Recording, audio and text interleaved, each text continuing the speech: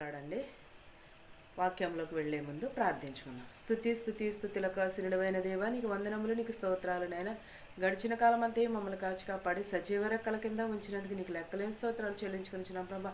వాక్యం విని వాక్యం ద్వారా మేము అనుసరించే ధన్యతను దయచేయమని అడుగుచున్నాం ప్రభా. ప్రతి ఒక్కరి కుటుంబంలో శాంతిని సమాధానమును దయచేయమని అడుగుచున్నాం ప్రభా. నీ వాక్యం ఎడల మేము ప్రభా విశ్వాసం కలిగి జీవించే ధన్యతను దయచేయమని అడుగుచున్నాను తండ్రి. ఆమేన్. హెబ్రీలకు 10:35 చూద్దామండి. హెబ్రీలకు 10:35. కాబట్టి మీ ధైర్యమును విడిచిపెట్టకుడి, దానికి ప్రతిఫలముగా గొప్ప బహుమానము కలుగును. మీరు దేవుని చిత్తము నెరవేర్చిన వారై వాగ్దానము పొందు నిమిత్తము మీకు ఓర్మి అవసరమై ఉన్నది. ఏంటదండి? మనం ఏమి చేయాలి? దేవుని యందు మనం ధైర్యం కలిగి ఉండాలి. అప్పుడు దేవుడు మనకి ప్రతిఫలం ఇస్తాడు. దేవుని ఎడల మనము విశ్వాసమును కలిగి ఉండాలి. అప్పుడు దేవుడు మనకు ప్రతిఫలం ఇస్తానని చెప్పుచున్నాడు, బహుమానము కలుగునని చెప్పుచున్నాడు.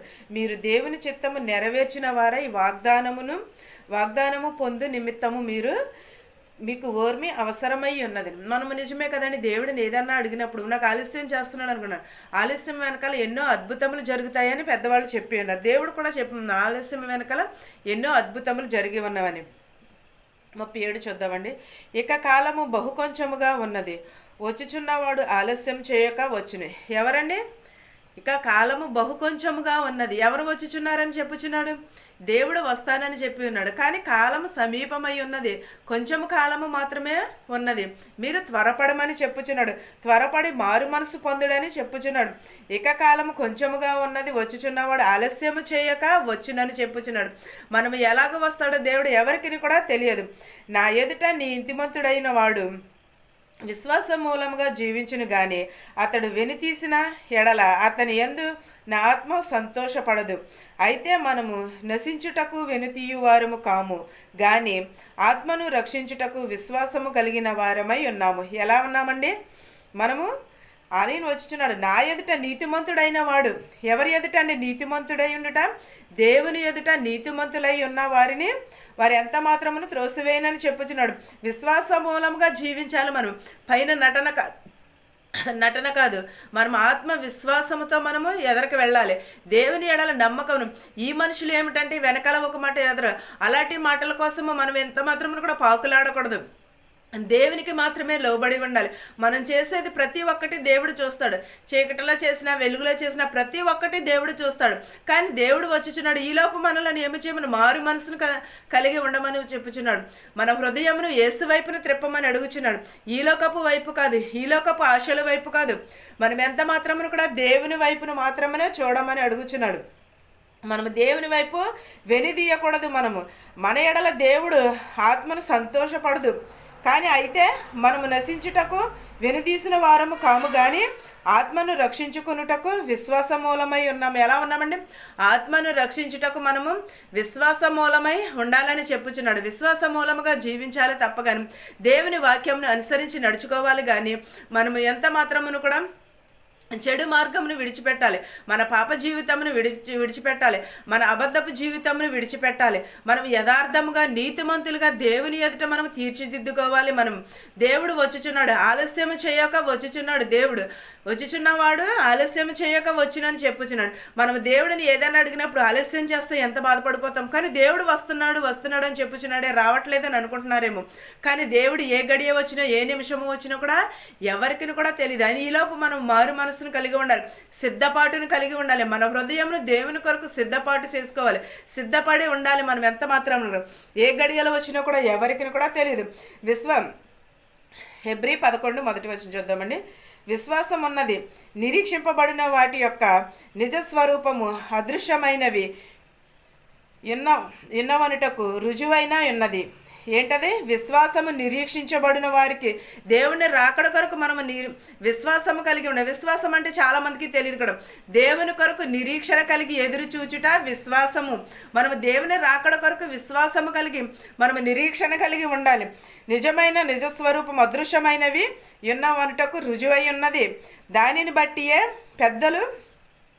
సాక్ష్యము పొందిరి. ఏంటండి? విశ్వాసము మూలంగానే మనము సాక్ష్యము పొందాలి. ప్రపంచములు దేవుని వాక్యము నిర్మూలమై ఉన్నవి అందును బట్టి దృశ్యమైనది కనబడెను, పదార్థముల చేత నిర్మింపబడలేదనియు విశ్వాసము చేత గ్రహింపబడుచున్నాననియు విశ్వాసమును బట్టి హేబేలు కయ్యేని కంటే శ్రేష్టమైన బలి దేవునికి అర్పించెను. దేవుడు అతని అర్పణను గూర్చి సాక్ష్యం ఇచ్చినప్పుడు అతడు ఆ విశ్వాసమును బట్టి నీతిమంతుడని సాక్ష్యము పొందెను. అతడు మృతి నొందియు ఆ విశ్వాసము ద్వారా మాట్లాడుచున్నాడు. విశ్వాసమును బట్టి హానోకు మరణము చూడకుండానట్లు కొనుపోబడెను. అతడు కొనుపోబడక మునిపే దేవునికి ఇష్టుడై ఉండెను, సాక్ష్యము పొందెను. కాక దేవుడు అతని కొనుపోవునకు గనుక అతడు కనబడలేదు. విశ్వాసము లేకుండా దేవునికి ఇష్టుడై ఉండుట అసాధ్యము. దేవుని యొద్దకు వచ్చువాడు ఆయన ఉన్నాడనియు తను వెదుకు వారికి ఫలము దయచేయువాడనియు నమ్మవలెను గదా. విశ్వాసమును బట్టి నావోహు అది వరకు చూడని సంగతులను గూర్చి దేవుని చేత హెచ్చరింపబడి భయభక్తులు గలవాడై తన ఇంటి వారిని రక్షణ కొరకు వాడను సిద్ధము చేసెను. అందువలన అతడు పరలోకము మీద నేరపస్థాపన చేసి విశ్వాసమును బట్టి కలుగు నీతి వారసుడాయెను. ఎవరండి? దేవుడు కయ్యేను కంటే హేబేలు అర్పణ మెచ్చాడు. విశ్వాసము కూడా అంతే కదండి. మనము దేవుని ఎడల విశ్వాసమును కలిగి ఉండాలి. మనము కుటుంబము రక్షింపబడాలంటే ముందు దేవుని ఎడల విశ్వాసమును నిరీక్షణ కలిగి ఉండాలి. ఈ వాక్యమును మీకును మాకును మనందరికీ తోడై ఉండును గాక. ఆమెన్. స్తుతులకు ఆసీనుడైన దేవా, నీకు వందనములు, నీకు స్తోత్రాలు నాయన. ఇచ్చిన వాక్యమును బట్టి నీకు వందనాలు నాయన. ప్రభ నువ్వు త్వరగా వచ్చుచున్నావు నాయన. ఈరోపు నేను మా హృదయములు మార్చమని అడుగుచున్నాం ప్రభ. నీ రాకడ కొరకు మేము ఎదురు చూచుటకు సహాయం చేయమని అడుగుచున్నాం ప్రభ. సిద్ధపాటు కలిగి జీవితము దయచేయమని అడుగుచున్నాం ప్రభ. మా శత్రువుల్ని మిత్రువుల్ని దీవించమని అడుగుచున్నాం ప్రభ. ధనుకులని భేదలని దీవించమని అడుగుచున్నాం ప్రభ. చిన్న బిడ్డలు మొదలుకొని పెద్ద బిడ్డల వరకు దీవించమని అడుగుచున్నాం ప్రభ. ఏ కుటుంబంలో ఏ అవసరతలు ఉన్నాయో మాకు తెలియదు కానీ నీకు తెలుసునైనా. సమస్తము ఎరిగినదేవా నీకు వందనములనైనా. ప్రతి ఒక్కరి కుటుంబంలో శాంతిని సమాధానమును దయచేయమని అడుగుచున్నాం ప్రభ. పిల్లలు లేని వారికి పిల్లలు దయచేయమని అడుగుచున్నాం ప్రభ. యవనస్తులు త్రెట్టిల్లిపోకుండా నీ పాదాల చెంత చేర్చుకోమని అడుగుచున్నాం ప్రభ. చదువుకుంటున్న బిడ్డల్ని, హాస్టల్లో ఉంటున్న బిడ్డల్ని ప్రతి ఒక్కరిని దీవించమని అడుగుచున్నాం ప్రభ. పిల్లలు లేని వారికి దీవించమని అడుగుచున్నాం ప్రభ. పిల్లలు దయచేయమని అడుగుచున్నాము నాయన ప్రభ. నేను తల్లిదండ్రులు లేని బిడ్డలు చాలామంది ఉన్నారు ప్రభ. వారికి నీవే సాటి అయిన సహాయం చేయమని అడుగుచున్నాము నాయన ప్రభ. నీకే వందనములు, స్తోత్రాలు నాయన ప్రభ. జ్వరములతో బాధపడుచున్నారు ప్రభ. వారు జ్వరములను ముట్టి స్వస్థపరచమని అడుగుచున్నాం ప్రభ. యాక్సిడెంట్ అయినా ఉన్నారు ప్రభ. వారిని కూడా ముట్టి స్వస్థపరచమని, వారి గృహాలకు సురక్షితంగా చేర్చమని అడుగుచున్నాం ప్రభ. ప్రయాణమయ్యి వెలుచుండగా ప్రభ ప్రతి ఒక్కరిని ప్రభ వారి గృహాలకు క్షేమంగా చేర్చమని అడుగుచున్నాం ప్రభ. ప్రతి ఒక్కరి కుటుంబంలో శాంతిని సమాధానమును దయచేయమని అడుగుచున్నాను తండ్రి. ఆమేన్. పరలోకమందున మా తండ్రి, నీ నామము పరిశుద్ధపరచబడును గాక.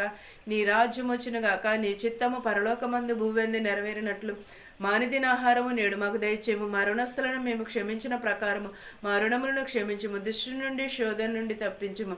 రాజ్యమును, శక్తియు, మహిమయు నిరంతరము నీవై ఉన్నావు మా తండ్రి. ఆమేన్. అందరికీ వందనాలండి.